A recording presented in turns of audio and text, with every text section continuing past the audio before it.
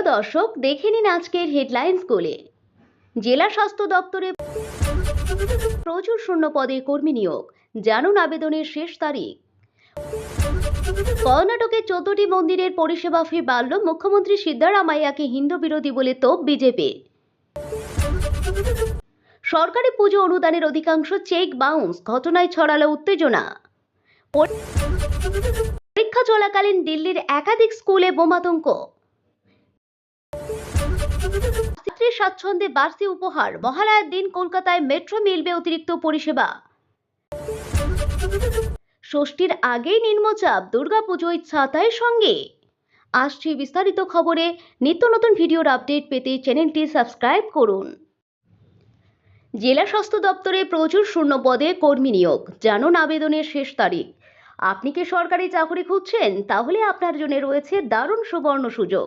স্বাস্থ্য দপ্তরে চলছে বিভিন্ন পোস্টে কর্মী নিয়োগ। জানা গিয়েছে বীরভূম জেলার পরিবার ও স্বাস্থ্য কল্যাণ দপ্তরে প্রচুর শূন্য পদে কর্মী নিয়োগ করা হবে।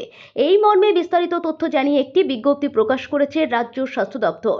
বিজ্ঞপ্তিতে প্রকাশিত তথ্য থেকে জানা গিয়েছে যে বীরভূম জেলা স্বাস্থ্য দপ্তরে চুক্তিভিত্তিক বিভিন্ন পদে কর্মী নিয়োগ করা হবে।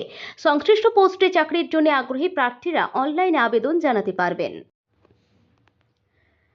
কর্ণাটকের 14টি মন্দিরের পরিষেবা ফি বাড়ল, মুখ্যমন্ত্রী সিদ্ধারামাইয়াকে হিন্দু বিরোধী বলে তোপ বিজেপির। কর্ণাটক সরকার মুজরাই বিভাগের অধীনস্থ 14টি প্রধান মন্দিরে ভক্তদের জন্য পরিষেবা ফি বৃদ্ধি করেছে। রাজ্যের কংগ্রেস সরকারের এহেন পদক্ষেপে সমালোচনায় মুখর বিরোধী ভারতীয় জনতা পার্টি।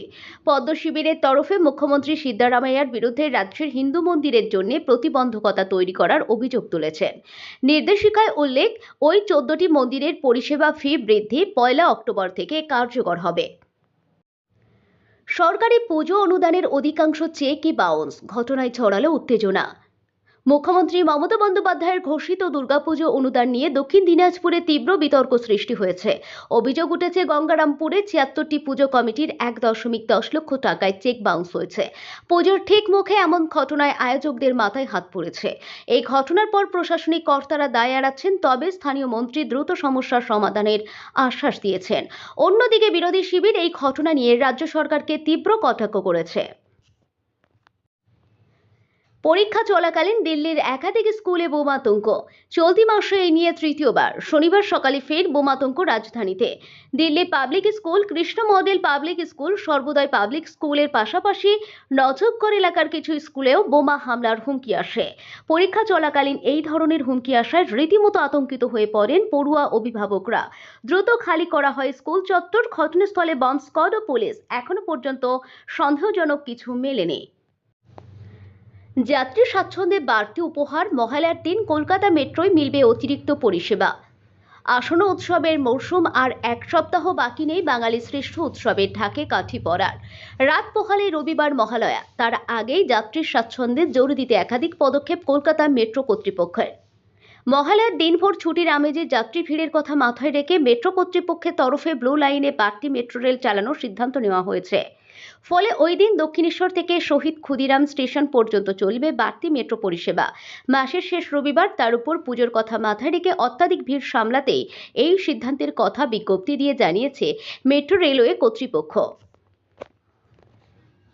ষষ্ঠীর আগেই নিম্নচাপ, দুর্গাপুজোয় ছাতার সঙ্গে। পুজোর কাউন্টডাউন শুরু হয়ে গেছে, শহর জুড়ে আলো, গান, প্রস্তুতি। কিন্তু ঠিক এই সময় আবহাওয়ার ভ্রুকুটি চিন্তার ফাঁস ফেলেছে বাঙালির উৎসব মুখর মুখে। আলিপুর আবহাওয়া দপ্তর জানিয়েছে, চলতি সপ্তাহে দক্ষিণবঙ্গ এবং উত্তরবঙ্গে বৃষ্টির প্রবণতা অব্যাহত থাকবে। আগামী কয়েকদিন ধরে বজ্রবিদ্যুৎ সহ বৃষ্টির পূর্বাভাস রয়েছে একাধিক জেলায়। এমনকি পঞ্চমী থেকে দশমী পর্যন্ত আবহাওয়া থাকবে অনিশ্চিত।